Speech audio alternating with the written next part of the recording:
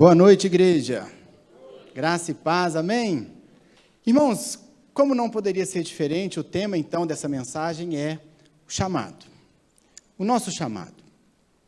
Esse é um tema importante para todos nós. É um tema importante para ser trabalhado como igreja, é um tema importante para ser conversado, porque, em primeiro lugar, porque esse é um tema que alcança todos nós de alguma forma. Todos nós temos no coração o desejo de saber qual é o nosso chamado. Todos nós que um dia entregamos a nossa vida verdadeiramente a Cristo, nós queremos agradar ao Senhor. Queremos fazer a vontade dEle. Queremos honrá-lo. Existe no coração do cristão esse desejo de fazer e de cumprir a vontade de Deus. Quando Paulo escreve aos Efésios, no capítulo 5, ele diz isso, ele fala, portanto, não sejam insensatos, mas procurem compreender qual é a vontade do Senhor. Portanto, entender qual é o nosso chamado é um desejo que arde no coração de todo cristão.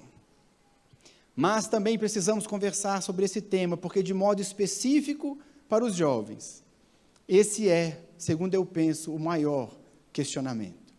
Irmãos, durante todo o tempo que trabalhei com jovens universitários na Matriz, cuidando do culto de jovens na Lagoinha Mineirão, e até hoje, sempre que converso com jovens, o maior questionamento, a maior angústia, o maior conflito que a maioria dos jovens enfrenta na caminhada cristã é saber, é identificar qual é o chamado, qual é o meu chamado, qual é o meu lugar no corpo, qual é o meu lugar no ministério, onde Deus quer me usar, de que forma Deus quer me usar. Portanto, nós precisamos conversar sobre chamado, especialmente num culto como esse, o culto da família. Nós precisamos entender que a família tem um papel fundamental para que cada jovem descubra e entenda qual é o seu chamado. Você que é um jovem, você precisa entender que o principal instrumento de Deus para ajudar você a identificar o seu chamado é a sua família. É a sua família. Os seus pastores têm um papel importante nisso, o líder de célula, os seus irmãos da igreja, todos têm um papel importante. Mas o principal instrumento de Deus é a família. Eu não estou dizendo aqui que você tem que fazer aquilo que seus pais falaram que é o seu chamado. Não, o nosso chamado é algo muito pessoal. Eu não estou dizendo aqui que aquilo que seu pai e sua mãe falaram para você que você deve seguir como ministério ou como carreira, você tem a obrigação de seguir. Não é isso que eu estou dizendo. Porque às vezes tem alguns pais que até canalizam nos filhos, né, alguma coisa que eles queriam que acontecesse. Mas o que eu quero dizer aqui é que o principal instrumento de todas as formas que Deus tem para direcionar você, para conseguir entender e conhecer o seu chamado, o principal instrumento é a sua família. Portanto, se existe dos lados dos filhos essa compreensão, é também importante que os pais entendam e tenham sabedoria na hora de ensinar seus filhos, na hora de conduzir os seus filhos para descobrirem e identificarem qual é o seu chamado. E eu disse que os jovens, então, eles têm esse conflito, não é? Eles têm essa busca, o jovem quer saber, o jovem quer se encontrar, ele quer saber onde Deus quer usar. Mas grande parte desse questionamento, irmãos, como vamos ver aqui, daqui a pouco no texto que vamos ler, grande parte desse questionamento acontece porque nós colocamos as coisas meio fora de ordem. Nós não organizamos bem o pensamento, não organizamos bem as prioridades dentro do reino de Deus, dentro da nossa caminhada cristã. Mas se nós colocarmos a nossa caminhada alinhada com os princípios da palavra de Deus, naturalmente vamos descobrir o nosso chamado, o lugar onde Deus quer usar cada um de nós. Por isso, eu convido você a abrir comigo a sua Bíblia lá no Evangelho de Marcos. Evangelho de Marcos, capítulo 3, nós vamos ler os versos 13 até o verso 15. É um texto bem curto, mas que vai nos trazer algumas lições importantes para nós entendermos qual é o nosso chamado.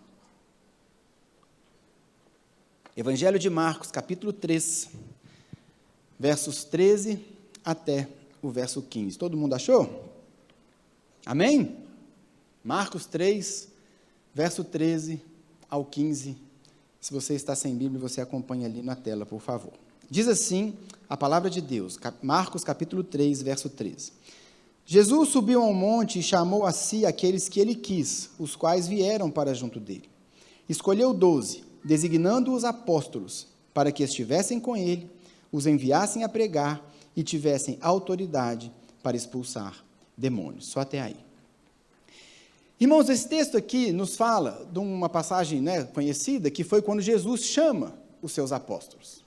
Portanto, estamos falando aqui do chamado. O momento que Jesus chama os apóstolos para o ministério. E aqui, o que o texto vai nos ensinar é que Jesus, ao chamar os seus apóstolos, ele vai usar alguns princípios que são importantes, foram importantes para aqueles homens naquela época, mas são importantes para mim e para você também. Se nós queremos entender qual é o nosso chamado, se nós queremos honrar a Deus, se nós queremos dar fruto, se nós queremos servir a Deus como Ele quer que a gente sirva, nós precisamos entender esses princípios que Jesus ensina aqui, que a palavra nos ensina aqui em Marcos 13, até o versículo 15. E o que nós vemos aqui é que quando Jesus chama, ele tem na realidade 3 chamados diferentes. Quando Jesus chama os apóstolos, quando Jesus chama cada um de nós, o nosso chamado ele pode ser dividido então em 3 partes. E é sobre essas 3 partes que nós vamos ver nessa noite. São 3 chamados ou 3 partes do nosso chamado, que se aplicam aos apóstolos, que se aplicam também a mim e a você. O primeiro chamado, nós vimos no texto aqui, a partir do verso 14, diz, ele escolheu 12, designando os apóstolos, primeiro lugar, para que estivessem com ele. O nosso primeiro chamado é um chamado para estar com ele. Meus irmãos, o primeiro e mais importante chamado de Jesus para cada um de nós é um chamado para o relacionamento com ele. É um chamado para estar com ele. É um chamado para uma caminhada com ele. Muitas vezes, nós nos angustiamos, nós ficamos aflitos, queremos entender logo o que Deus quer fazer, onde Deus quer me usar, como Deus quer me usar, mas nós nos esquecemos que, em primeiro lugar, a prioridade de Jesus para cada um de nós é um relacionamento com Ele. Irmãos, o que a palavra aqui nos ensina é que antes de Jesus dar aos seus apóstolos missões, Jesus os chama para o relacionamento. Porque para Jesus, meus irmãos, mais importante do que aquilo que você faz no reino, é a sua caminhada com Ele, é a sua vida de intimidade com Ele, é a sua vida na presença de Deus. É isso que Deus quer para cada um de nós em primeiro lugar. Meus irmãos, nós precisamos entender que Deus criou o homem para o relacionamento com Ele. Quando Deus faz o homem, o que Deus queria era que o homem estivesse na presença dEle, desfrutasse da sua glória, desfrutasse da sua presença. Mas nós tantas vezes estamos preocupados só com aquilo que a gente pode fazer. Porque lá no fundo do nosso coração, meus irmãos, a gente ainda acha que a gente precisa fazer algo para alcançar o amor de Deus. Lá no fundo do coração a gente acha que se eu fizer muitas coisas, aí Deus vai me amar mais. Se eu fizer muitas coisas, aí Deus vai me querer mais, Deus vai me abençoar mais. Mas, meus irmãos, o que a palavra nos ensina é que Deus nos amou quando nós ainda éramos inimigos, pecadores, quando nós não tínhamos o menor interesse em fazer absolutamente nada, não havia no nosso coração nenhum desejo por Ele, Ele nos amou. Portanto, o que eu e você precisamos compreender e resgatar na nossa caminhada cristã, que mais importante é estar na presença dEle, é o relacionamento com Ele. Irmãos, não existe nenhum lugar na Bíblia, nenhum outro lugar, se você olhar de Gênesis a Apocalipse, o único lugar na Bíblia que está escrito assim, e Deus viu que era bom, é lá no Éden.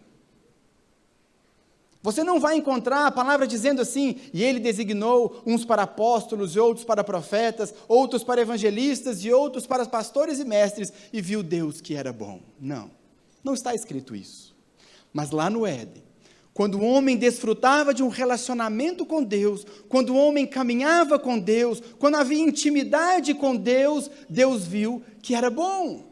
Porque foi para isso que Deus nos fez, foi para isso que Deus nos criou. Lá no Éden havia trabalho? Sim, havia trabalho para o homem.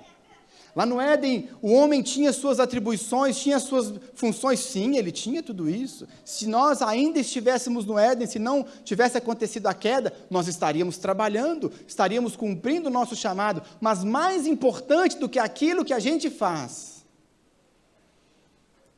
é o nosso relacionamento com Deus. É por isso que o texto aqui de Marcos capítulo 13 começa dizendo isso. Jesus chamou os seus apóstolos e os escolheu para que estivessem com ele. Jesus queria usar aqueles homens. Jesus queria fazer coisas grandiosas através da vida deles, assim como quer usar a minha vida e a sua vida, assim como quer usar essa igreja, assim como quer usar os ministérios. Mas em primeiro lugar, Jesus quer cada um de nós andando na presença dele. Jesus quer cada um de nós em intimidade com ele. Existe um documento chamado Catecismo Menor de Westminster, talvez você já tenha ouvido falar esse nome.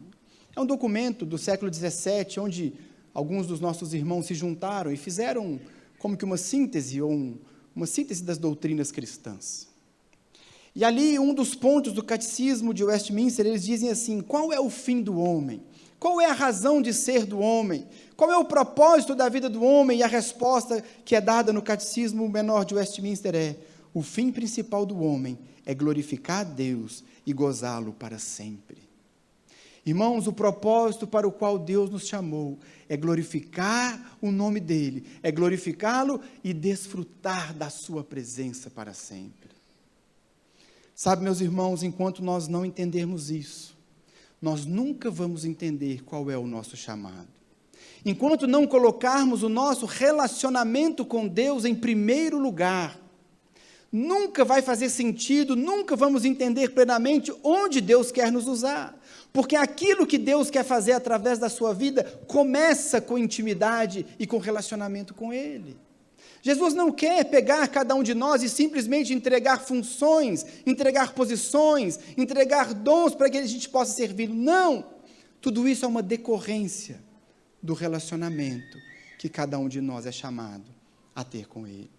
Portanto, o primeiro e mais importante chamado de Jesus para cada um de nós é o relacionamento. É por isso que na palavra de Deus, em várias passagens, mas aqui eu trouxe como exemplo 1 Tessalonicenses capítulo 4, o apóstolo Paulo escreve assim: a vontade de Deus é que vocês sejam santificados. A vontade de Deus para nós é que sejamos santificados. O que significa santificado? Santo não é assim aquela pessoa imaculada, aquela pessoa que tem uma auréola na cabeça. Santo é consagrado, santo é separado. O que Paulo está nos ensinando aqui, o que Deus quer para cada um de nós é que sejamos santificados, separados do pecado, separados da contaminação do mundo, vivendo uma vida na presença de Deus. Por quê? Porque Ele quer se relacionar conosco, porque Ele quer o relacionamento, porque Ele quer a intimidade, porque Ele quer ver o seu povo andando na sua presença.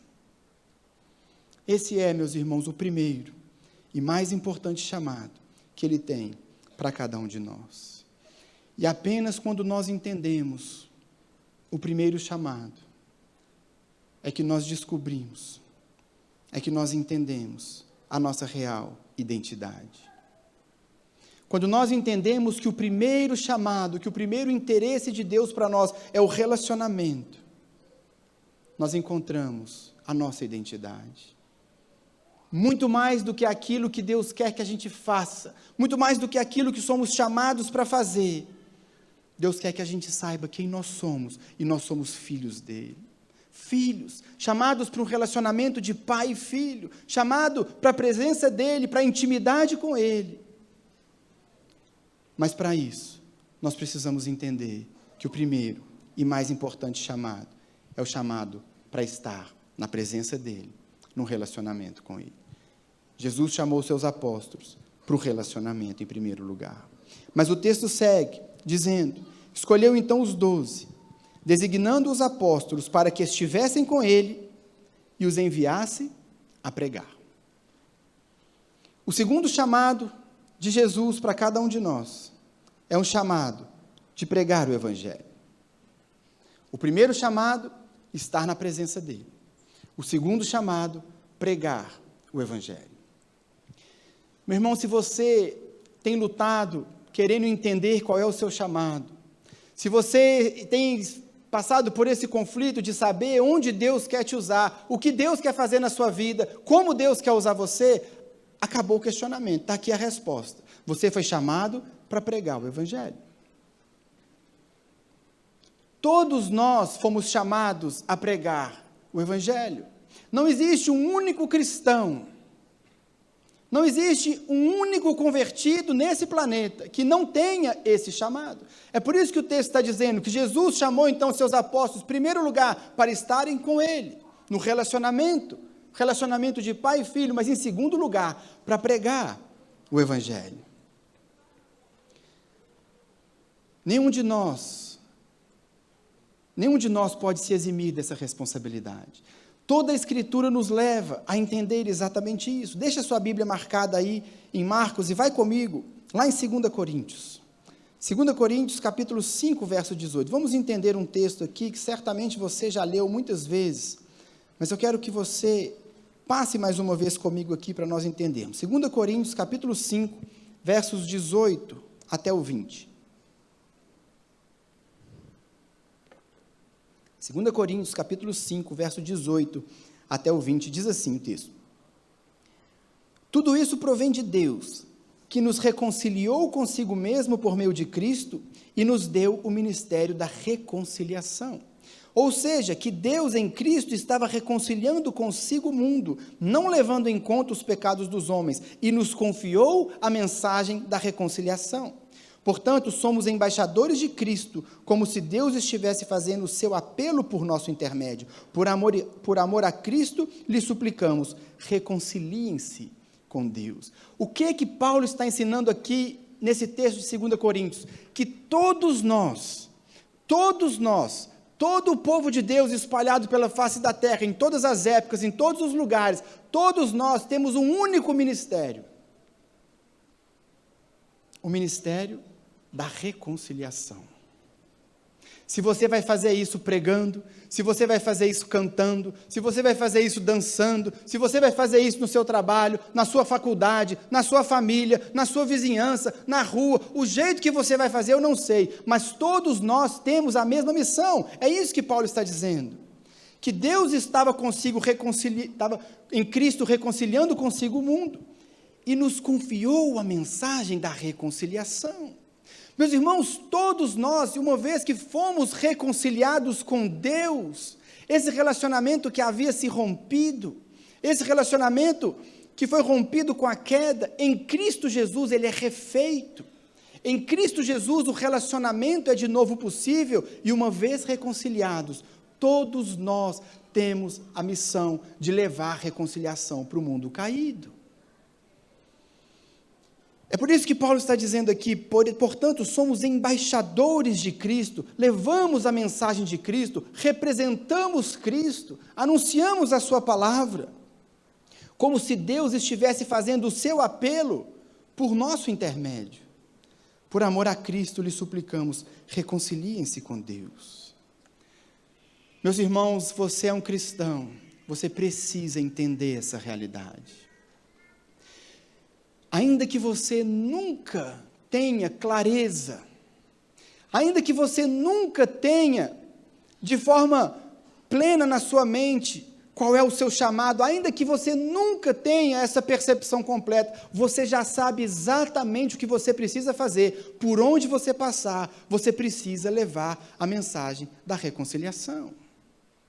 Você precisa anunciar que Deus reconciliou consigo o homem através do sacrifício de Cristo.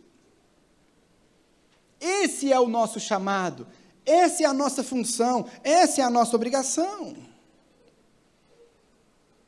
Portanto, não existe nenhum cristão dizer, eu não sei qual é o meu chamado, eu não sei o que Deus me chamou para fazer, eu não sei como Deus quer me usar. Está escrito na palavra, podemos voltar lá para o Evangelho de Marcos, Jesus chama os seus apóstolos, Jesus chama cada um de nós para estar na presença dele e para pregar O Evangelho.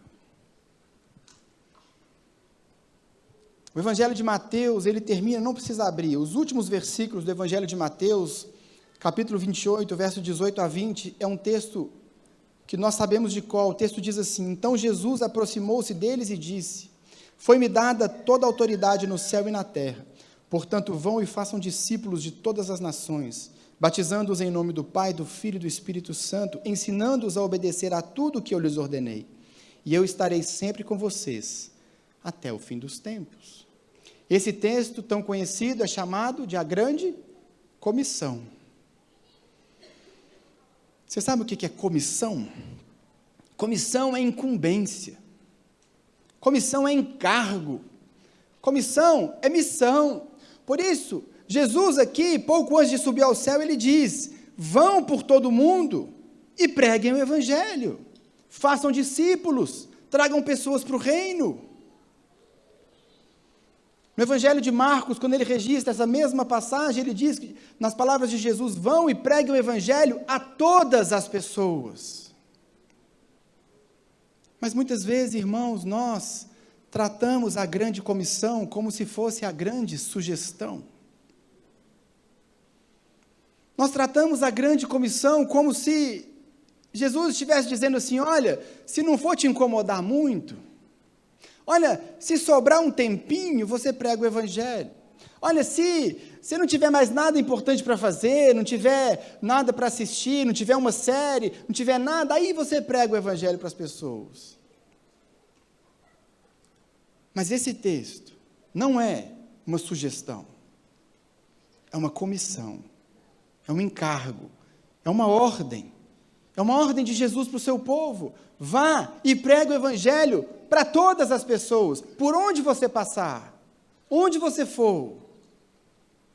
Anuncie que Deus reconciliou o homem consigo mesmo pelo sacrifício de Cristo.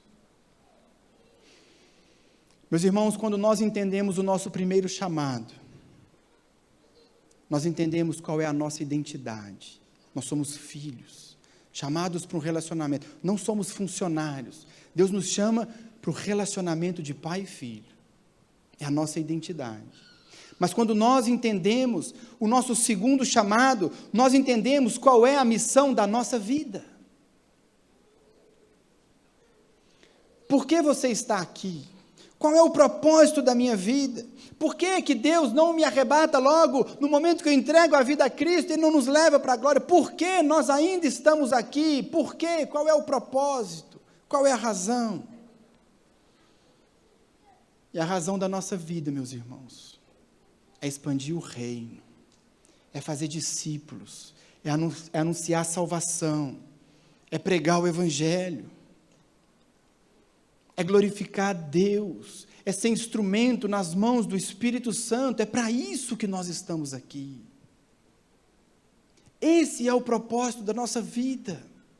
Essa é a razão da nossa existência, o reino. Por isso o próprio Senhor Jesus falou: busquem, pois, em primeiro lugar o reino de Deus e a sua justiça, e todas as outras coisas serão acrescentadas.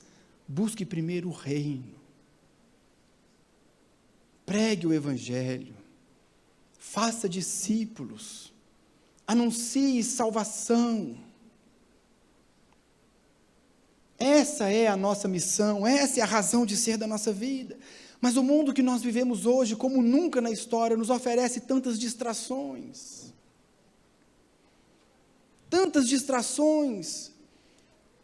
São tantas atividades, são tantas preocupações, que hoje na nossa vida nós estamos muito mais preocupados com a festa que vai ter na semana que vem, com a viagem que eu vou fazer daqui a uns tempos, com o resultado do time de futebol. São tantas coisas que vão enchendo a nossa cabeça, que vão enchendo a nossa agenda, que a gente perde o foco da nossa caminhada, e o propósito da nossa vida é o reino, é o evangelismo, é pregar o Evangelho, é fazer discípulos.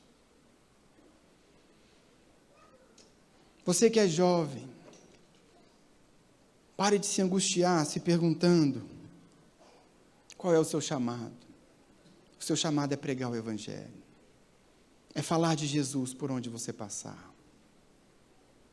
Porque Jesus, quando chamou os seus apóstolos, os chamou para que estivessem com ele e para que os enviasse a pregar. Mas de que forma nós podemos pregar o Evangelho? Nós pregamos o Evangelho de duas formas. A primeira, falando. E a segunda, é vivendo. Nós pregamos o Evangelho falando para todas as pessoas. Pastor, para quem que eu tenho que falar? Para quem aparecer na sua frente.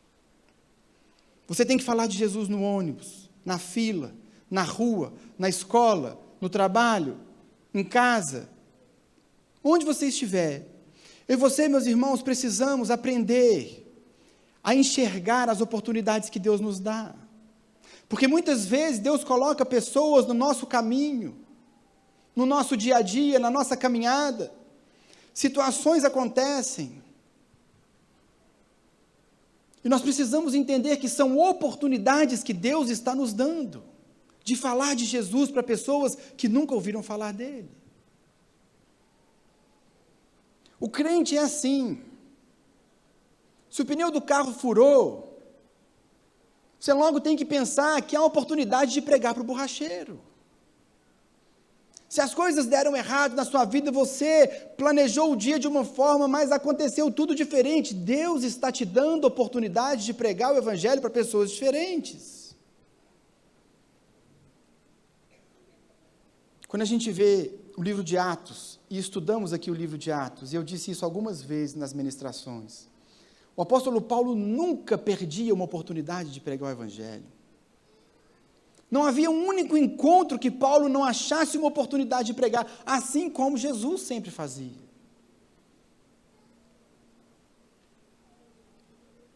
Eu e você precisamos entender isso. Nós pregamos o Evangelho de duas formas, falando, para quem aparecer, para quem estiver no nosso caminho, nós pregamos o Evangelho, mas nós pregamos também vivendo o Evangelho. Meus irmãos, eu e você somos chamados, não apenas para pregar, para falar, mas para viver o Evangelho.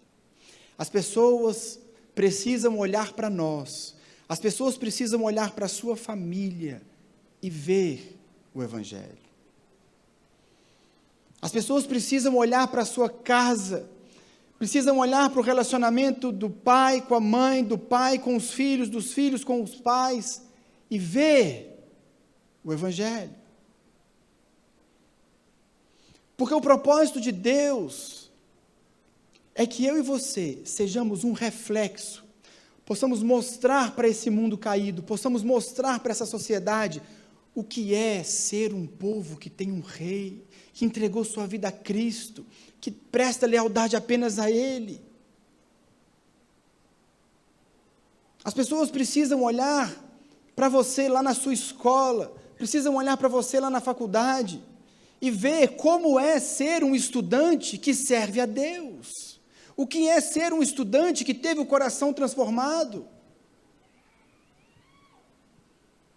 As pessoas precisam olhar para o relacionamento marido e mulher e enxergar o relacionamento de Cristo com a igreja. As pessoas precisam olhar para o relacionamento dos pais com os filhos obedecendo aos pais e enxergar qual é o tipo de obediência que Jesus espera da sua igreja, porque nós estamos pregando o Evangelho com a nossa vida. Quando Deus nos fala lá em Colossenses, se não me engano, no capítulo 3, filhos, obedeçam em tudo aos vossos pais, porque isso agrada ao Senhor, porque isso é uma pregação do Evangelho, porque isso anuncia que a sua vida foi transformada. Porque nós, meus irmãos, pregamos o Evangelho quando falamos, mas também quando vivemos. O apóstolo Paulo, escrevendo aos Efésios, capítulo 4, verso 1, ele diz: como prisioneiro no Senhor, rogo-lhes que vivam de maneira digna da vocação que receberam. Viva a vida comum do lar. Viva lá dentro de casa, com seus pais, com seus irmãos, com seus filhos. De maneira digna da vocação que receberam. De maneira que honre a Deus, de maneira que faça Deus glorificado, de maneira que exalte o nome de Jesus dentro da sua casa. Este é, meus irmãos, o nosso chamado. Um chamado para estar com Deus, para relacionar com Ele, e um chamado de pregar o Evangelho. Se nós entendermos isso, nós entendemos tudo. Esse é, então, o segundo chamado que Deus tem para cada um de nós. Mas há ainda um terceiro chamado. Aqui o texto, no verso 14 e 15, de novo, diz assim: escolheu 12, designando os apóstolos, para, primeiro, que estivessem com ele, segundo, os enviasse a pregar, e terceiro, tivessem autoridade para expulsar demônios. Aqui no versículo 15, nós vemos um chamado específico de Jesus. Os dois primeiros são chamados para todos nós, é o mesmo chamado, é o mesmo ministério, é o chamado para estar com Deus, e um chamado para pregar o Evangelho. Esse é o chamado de todo crente. Mas há ainda um terceiro chamado, que é o chamado específico que Deus tem para cada um de nós. É um chamado específico de um ministério específico que Deus quer usar a cada um de nós. Finalmente, agora eu cheguei na pergunta que todo mundo se faz: qual é o meu chamado? Mas por que nós precisamos entender os dois primeiros chamados antes de chegar no terceiro? Porque o terceiro chamado só vai fazer sentido se eu entendi os dois primeiros. Não faz sentido algum você querer entender qual é o seu chamado, qual o lugar do corpo, o que Jesus quer que você faça, se em primeiro lugar você não é alguém que tem relacionamento com Ele. E se você não entendeu que o propósito da sua vida é pregar o Evangelho, é expandir o reino. Somente uma pessoa que anda na presença de Deus, que tem intimidade com Ele, e que entende que tem que pregar o Evangelho a toda criatura, aí sim, ele vai entender que Deus tem um plano específico, e Ele vai usar cada um de nós, de uma maneira específica, para cumprir esse chamado. Mas são prioridades que precisam ser colocadas no devido lugar. Como saber então qual é o meu chamado? Como saber então o que Deus quer da minha vida? Como saber em que ministério ou de que forma Deus quer me usar? Como que eu posso descobrir isso? E para responder essa pergunta, eu quero fazer algumas considerações. Como podemos saber qual é o nosso chamado? Eu quero te ajudar a entender esse processo. Uma vez que nós já entendemos o primeiro, o segundo chamado, para entender o terceiro, o seu chamado específico, eu vou fazer algumas considerações. A primeira consideração é que o chamado de Deus para você tem mais a ver com o reino do que com você. Irmão, se você esquecer tudo que eu pregar aqui essa noite, guarda só essa frase. O chamado de Deus para você tem mais a ver com o reino de Deus do que com você. Porque as pessoas hoje, elas acham assim, que o chamado tem a ver comigo. O chamado é para me exaltar, o chamado é para me fazer grande, o chamado é meu. Mas o chamado não é para você. O chamado tem a ver com uma necessidade do reino, e não com um desejo ou uma necessidade sua. Tem gente que fala assim: pastor, eu fui chamado para pregar para multidões. Amém, meu irmão? Deus tem algumas pessoas realmente que Ele chamou para pregar para multidões. Glória a Deus por essas pessoas.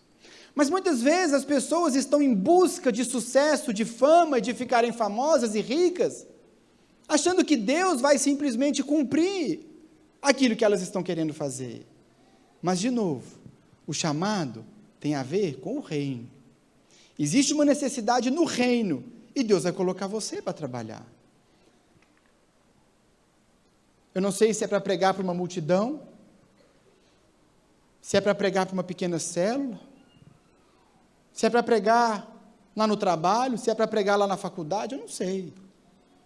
Depende da necessidade do reino. Não depende do que você gostaria que fosse.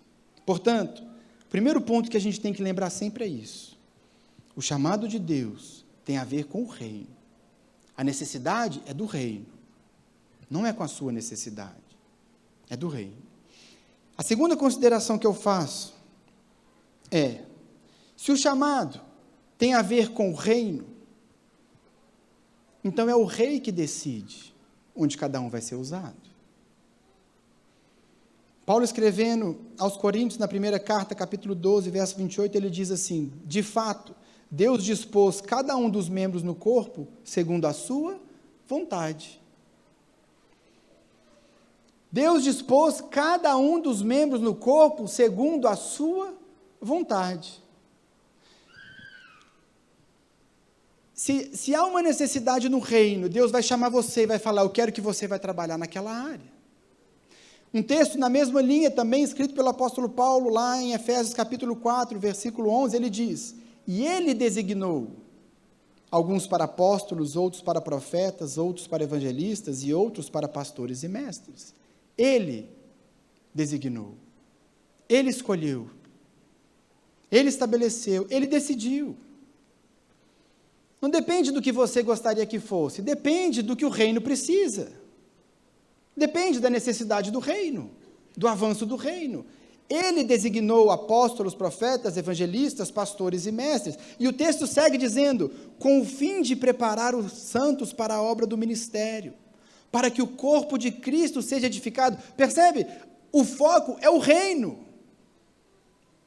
Qual é o propósito do dom? É deixar você famoso? É deixar você rico? É deixar você fazer sucesso? Não, o propósito do dom, o propósito do chamado é a edificação dos santos, até que todos alcancemos a unidade da fé e do conhecimento do Filho de Deus, e cheguemos à maturidade, atingindo a medida da plenitude de Cristo. O propósito, Paulo segue, o propósito é que não sejamos mais como crianças levados de um lado para o outro pelas ondas, nem jogados para cá e para lá por todo o vento de doutrina e pela astúcia e esperteza de homens que induzem ao erro.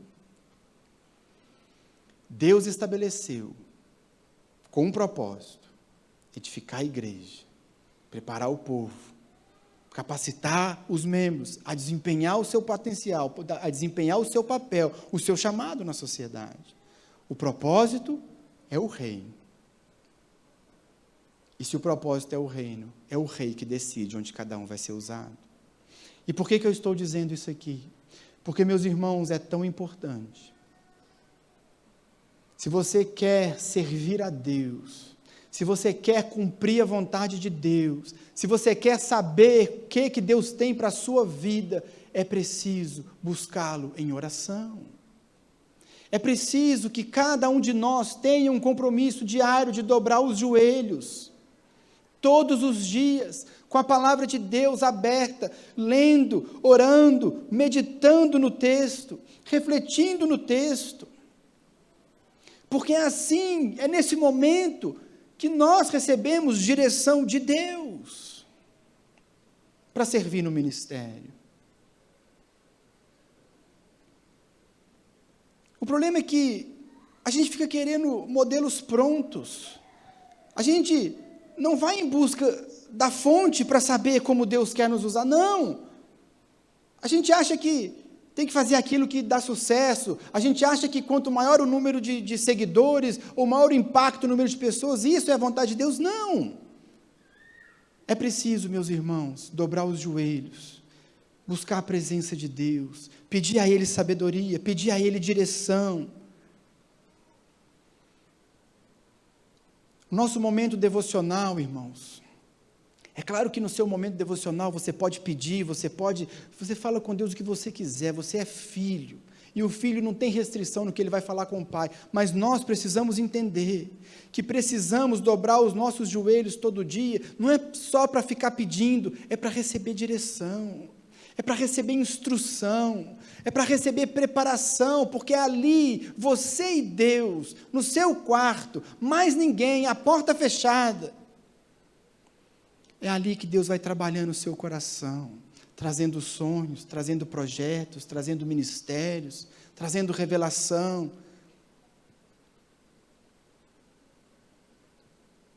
Porque o chamado tem a ver com o reino, e é o rei que decide onde cada um vai ser usado.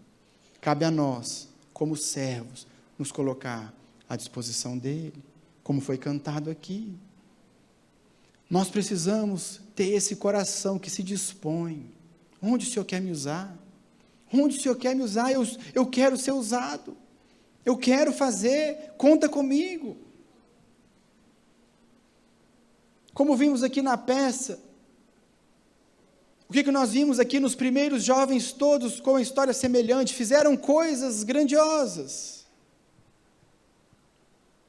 que não foram chamados a fazer. Não somos chamados, irmãos, a seguir padrões, somos chamados a buscar uma direção de Deus, sobre onde Ele quer nos usar. Portanto, ore, busque a Deus, dobre seus joelhos, leia a palavra, reflita na palavra, e Deus vai dar a direção que você precisa. Terceira consideração, e penúltima, para você descobrir o seu chamado, o que Deus quer fazer através de você. Terceira consideração, não espere uma revelação sobrenatural.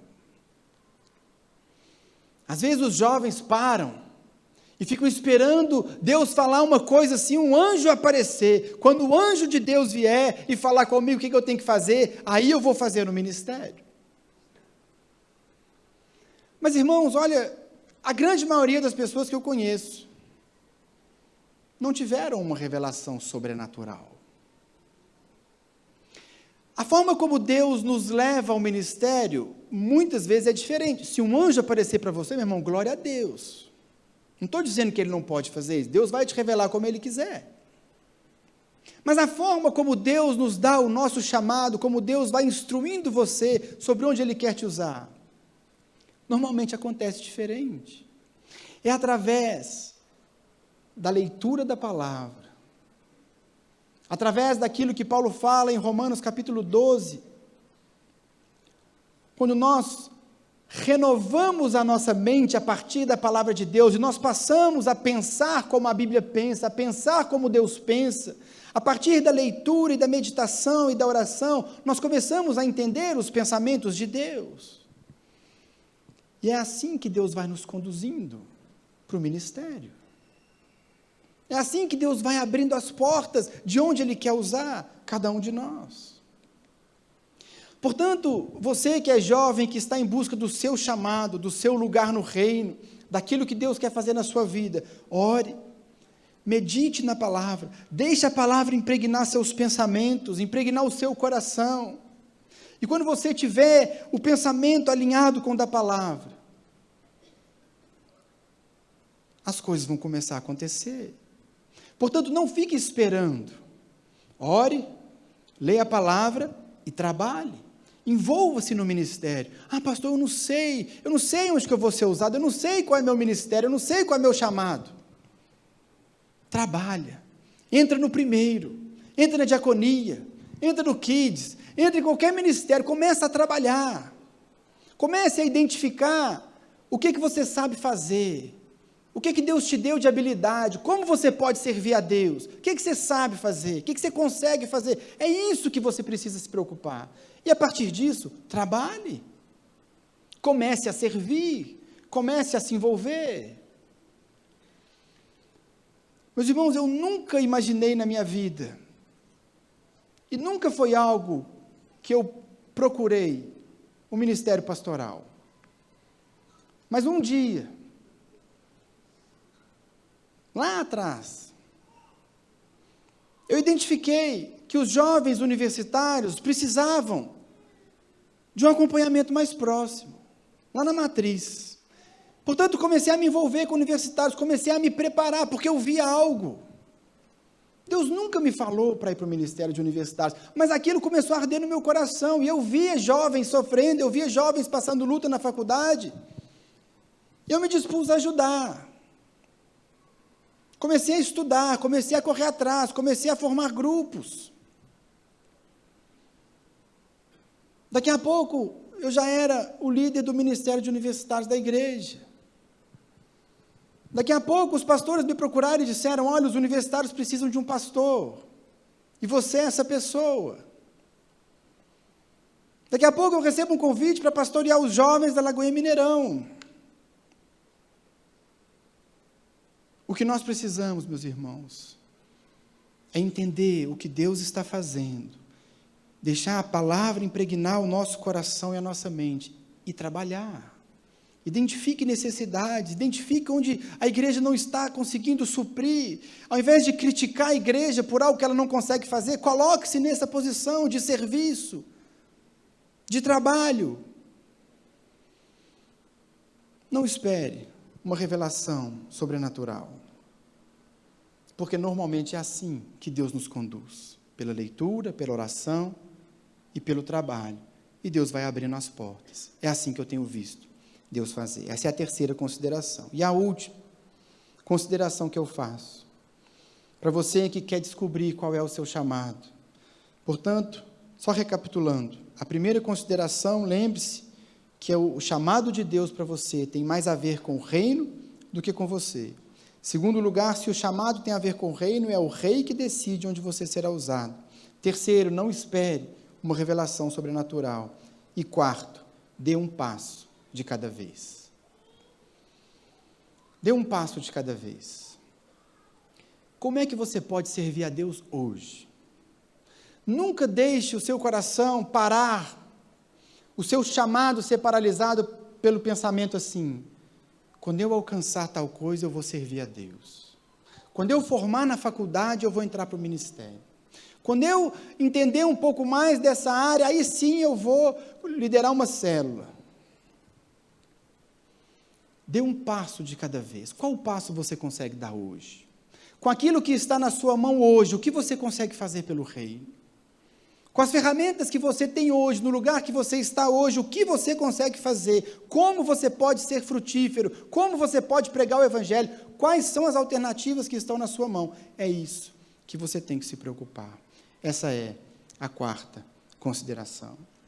E seguindo tudo isso, meus irmãos, entendendo os nossos três chamados, o chamado para estar com Deus, entendendo o chamado de todos nós de pregar o evangelho como propósito da nossa vida, e entendendo esses 4 passos para descobrir o chamado específico de Deus, que o chamado tem a ver com uma necessidade do reino, que é o rei que decide onde cada um será usado, que não devemos esperar uma revelação sobrenatural, e que precisamos dar um passo de cada vez.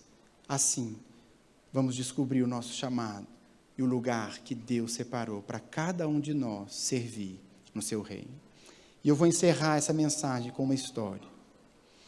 Uma história de 2 jovens que entenderam o que é chamado. A história de 2 jovens que entenderam que o chamado tem a ver com o reino, que o chamado tem a ver com o rei. Entenderam o seu lugar no reino de Deus. É a história de 2 jovens moravianos. Eu vou ler para você. É assim. Iniciado na Alemanha no século XVIII, o movimento de oração contínua, 24 horas, chamado moravianos, durou quase 100 anos. E eles não oravam por aquilo que não estavam dispostos a ser a resposta. 2 jovens moravianos, de 20 anos, ouviram sobre uma ilha no leste da Índia, cujo dono era um britânico agricultor e ateu. Esse tinha tomado das florestas da África mais de 2.000 pessoas e feito delas seus escravos. Essas pessoas iriam viver e morrer sem nunca ouvirem falar de Cristo. Esses jovens fizeram contato com o dono da ilha e perguntaram se poderiam ir para lá como missionários. A resposta foi imediata: nenhum pregador e nenhum clérigo chegaria aqui a essa ilha para falar sobre essa coisa sem sentido. Então, eles voltaram a orar e fizeram uma nova proposta.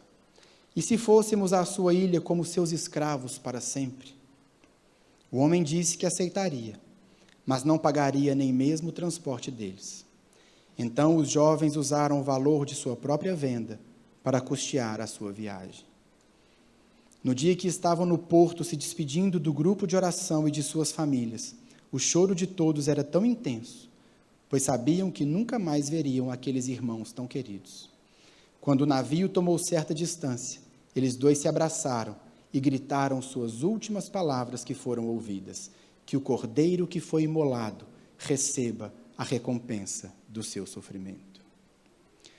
Meus irmãos, Eu não sei como Deus vai usar cada um que está aqui, mas eu sei de uma coisa: todos nós somos chamados a consumir a nossa vida na causa do reino de Deus.